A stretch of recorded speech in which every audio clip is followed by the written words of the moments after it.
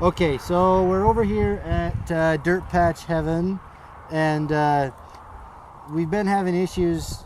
Our electric fence box is not giving us quite the amount of juice that we want. So what we're gonna do is I brought some heavy gauge steel wire, and we're gonna hook a new ground up. We're gonna use for you farm boys out there, farm kids, this is a digger leak off of a potato digger. So usually there's two of these ends. Cut that end off.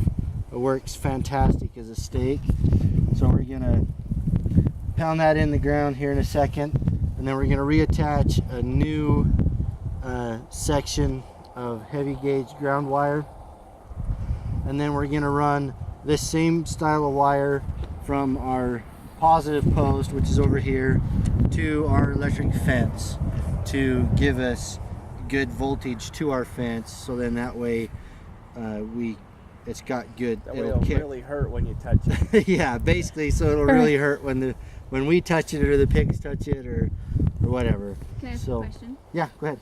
So when we read about it, it said that you can put in multiple grounds and it helps to have a wet ground. So I have several more of those. Do we want to try looping it to multiple grounds? No, what we'll do is we'll actually take this and then we'll actually pound it clear into the ground till here.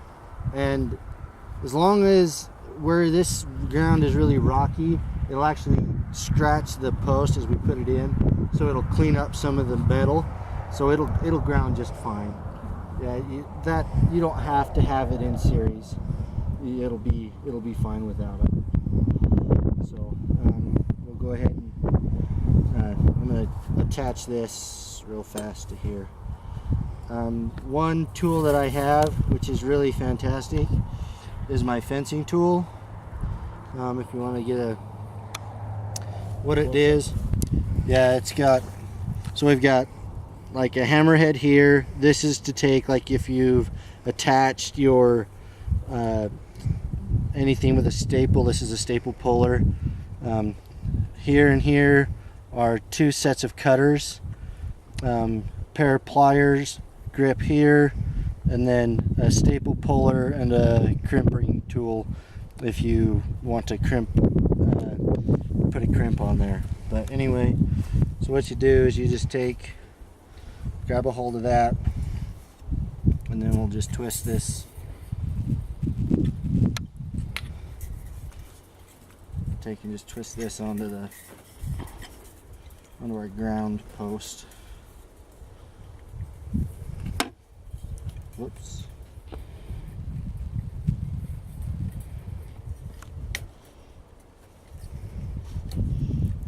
Till it's on there nice and solid. Won't go anywhere. And that'll take a fair amount of tension before that breaks that wire, right? Yeah, it takes quite a bit of tension before it'll actually break.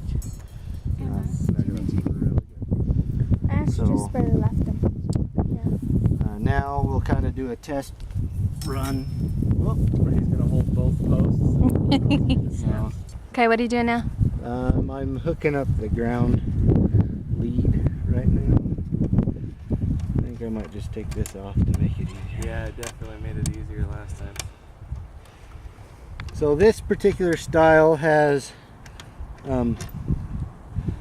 a plastic insulator that goes up around there, and then it's got two washers that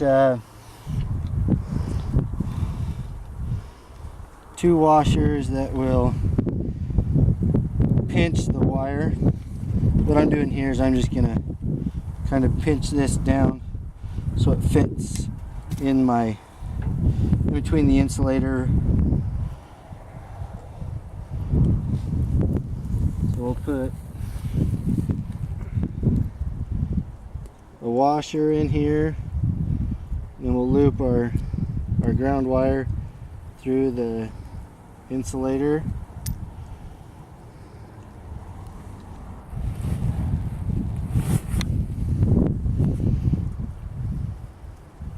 That's always the part where you get distracted. And it's like, I need to hold this in 7 spots. Right. I only have 4 fingers. Okay, so you got the wire through there, and then put the other washer on there. And then you got to try to hold it up here on the post.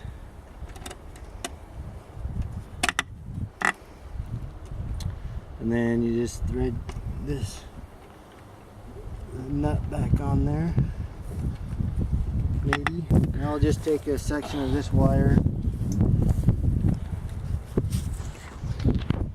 pull it so it straightens out a little bit. So this style of electric fence is braided. If you want to, it's got poly rope, and then it's got some steel braided into it. If you can see the. Put your hand behind it. Let's see if it'll. There we go. Yep. You got it? Mhm. So there's that. So what we'll do now is we'll take our lead from. We'll take and create the same kind of loop and feed it through our. Put it on our positive side.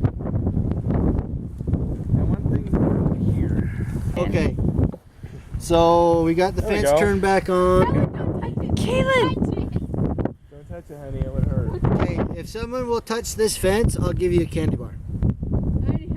A king size candy bar, because I might do it. I got a fun size in the kitchen. I will Twix. If anybody wants to touch it. Whatever. Do I touch it for a candy bar? This would be video evidence of us abusing No. children. No, That's don't true. You have to stick around for like 15 minutes so that if they do get out, we can get them back in. Because Yeah. I won't be able to catch them on my own. No big deal, we can help. So, Can chill. Close Alright. the gate. you know what? That wasn't bad. Yeah, it's not enough to It's not. Uh, Okay, Dun, dun, dun. our electric fence, like I said, is Can I help 3.5 you, joules. Kaylin, what do you? No. It made when our electric fence bit me, the back of my neck, everything just all tensed up, and I thought I was gonna die. It might be because This is funny. It was funny. Yeah, and it may take a while because it's been Cloudy. off Yeah. to kind of really energize, because it is a little overcast today, and this particular style is a solar, so the more sunlight it gets hit with, the stronger it's gonna be. Exactly. I So- wonder about getting another battery for Let's it just too, wait. because I think Let's this wait a minute, battery because is we might old just and it wasn't decide stored we're not- right last time. So Yeah, How and much that was may Because help. did you get a battery one or a plug-in? Oh, the one that we It's had the was one already we on the have farm. is Kaylin, a- stay out of there. Well, please. Stay off there. So PH. Grandpa already had it. Yeah, it was already So on it the was farm. I already think on we the saw farm. the same kind at Cow Ranch for, They're Do you like remember? 150, 200 bucks. was it? Yeah, and it's rated for, I think, like 8 miles. Yeah. Wow, 8 miles nice. of fence. So that's Wow. it packs a wall up. I thought they had one at Cal Ranch for 85 that was a battery plug-in one, because that's what they use. See, for and we the have a cows. 6-volt battery. We would be set to get one of those. Yeah, And then, or honestly, we could I've plug- got if it's the newer style, and they can do either a 12 or a 6 volt, because most of them have a selector switch. They work real good off of a deep cycle Yes. battery. Those ones work really well. So I'm going to take this hot lead, and I'm going to make sure that that our hot lead doesn't get anywhere close to this T-post that the fence is on. We had a hard time because it kept hitting rocks and the post kept twisting. So we want to keep our hot lead away from it. So from this point, now we can connect to any of these, and it doesn't matter.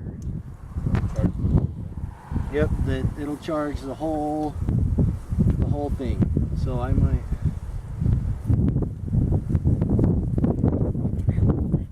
Would be the best way to. So